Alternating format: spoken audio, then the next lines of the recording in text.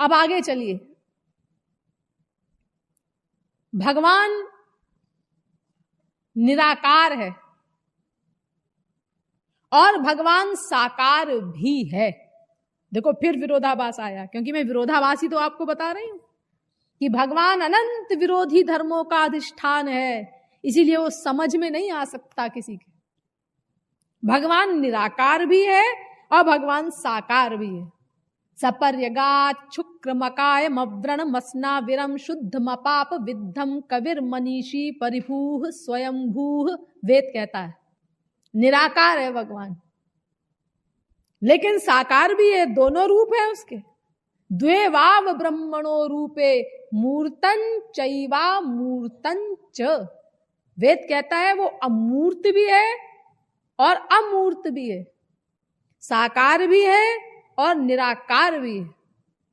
ये जो वेद मंत्र है ना, द्वे वाव ब्रह्मणो रूपे मूर्तन चैवा मूर्तन च, इसका आदि जगत गुरु शंकराचार्य ने जो भाष्य लिखा है तो उन्होंने भी एडमिट किया है।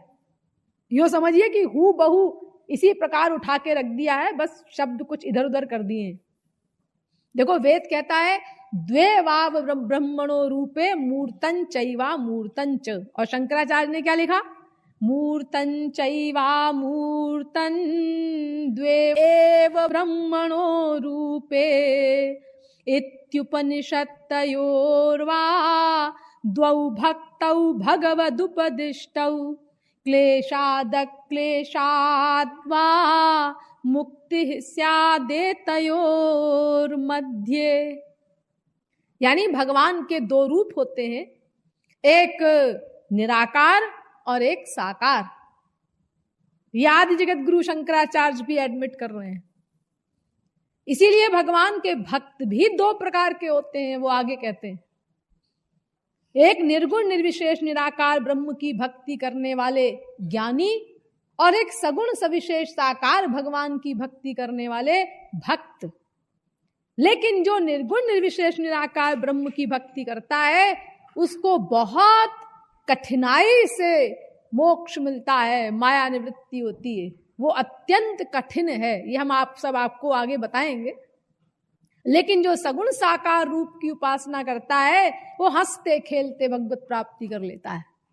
ये आदि जगत गुरु शंकराचार्य कह रहे हैं। तो देखिए भगवान निराकार भी है और साकार भी है।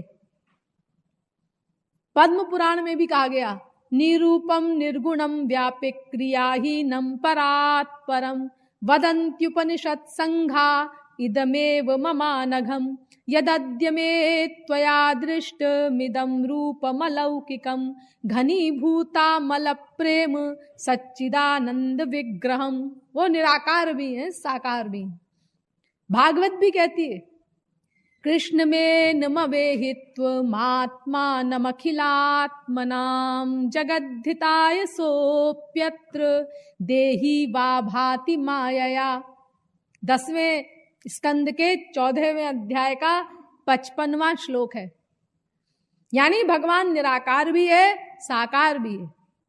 जब भगवान देवकी के आगे प्रकट हुए थे तो देवकी ने जो स्तुति की उसमें भी ये बात कही, आप निराकार भी हैं, साकार भी हैं। रूपम यत्तत् प्राहुरव्यक्त माद्यम ब्रह्म ज्योतिर निर्गुणम निर्विकारम सत्ता मात्रम निर्विशेषम निरीहं सत्वं साक्षात् विष्णुरध्यात्मदीपः। भागवत के 10वें स्कंद के 3रे अध्याय का 24वां श्लोक है।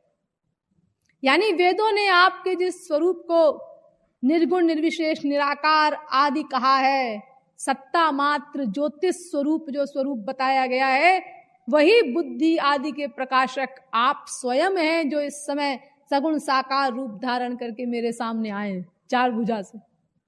यानी निराकार भी हैं आप और साकार भी हैं। तो भगवान दोनों हैं, निराकार भी साकार भी। और आगे चलिए, रामायण से भी समझ लीजिए इस पॉइंट को। देखिए रामायण भी कहती है, एक अनीह अरूप अनामा अज सच्चिदानंद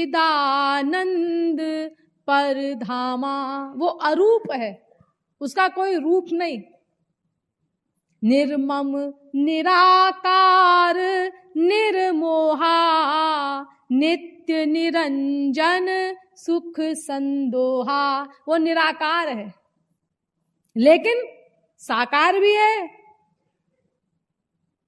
निगम नेति शिव अंत न पावा ताहि धरे जननी हठी धावा।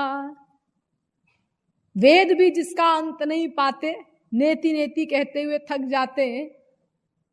बड़े बड़े योगीश्वर जिसका पार नहीं पाते, उसको पकड़ने के लिए मां दौड़ रही है पीछे पीछे। कौशल्या जी, ब्रह्म जो व्यापक विरज अज अकल अनीह अभेद सो की देह धरि होय नर जाहि न जानत वेद। तो भगवान निराकार भी है और भगवान साकार भी है।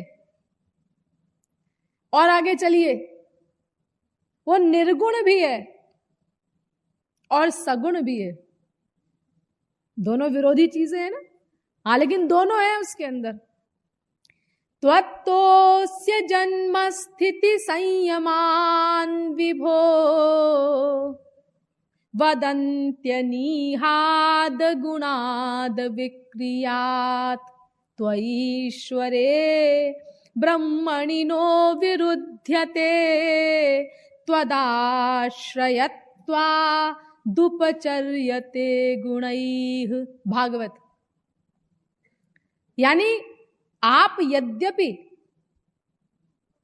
समस्त क्रियाओं से, गुणों से, विकारों से रहित हैं, फिर भी इस संसार की सृष्टि, इसकी स्थिति, इसकी प्रलय आपसे ही होती है। और ये बात परम ऐश्वर्यशाली आपके लिए असंभव नहीं, क्योंकि तीनों गुणों के आश्रय आप ही हैं। इसीलिए इन तीनों गुणों का आरोप आप में ही किया जाता है। लो, एक ही श्लोक की पहली पंक्ति में कहा गया कि आप गुणों से रहित हैं, और उसी श्लोक की दूसरी पंक्ति में कहा जा रहा है कि आप गुणों के आश्रय हैं, आप सगुण हैं। गीता भी कहती है, सर्वेन्द्रिय गुणाभासम सर्वेन्द्रिय विवर्जितम असक्तम सर्वभृच्चैव निर्गुणम गुणभोक्तृ च। 13वें अध्याय का 14वां श्लोक। निर्गुण होते हुए भी वो गुणों का भोक्ता है। दोनों है वो, सगुण अगुण दुई ईश उपाधि। रामायण भी कहती है वो निर्गुण भी है, सगुण भी है। और आगे चलिए, ये तो आप समझ गए, भगवान निराकार भी है, साकार भी है, निर्विशेष भी है, सविशेष भी है, निर्गुण भी है, सगुण भी है। अब कुछ और बातें भी सुनिए भगवान के बारे में। अरे भगवान तो अनंत विरोधी धर्मों का अधिष्ठान है।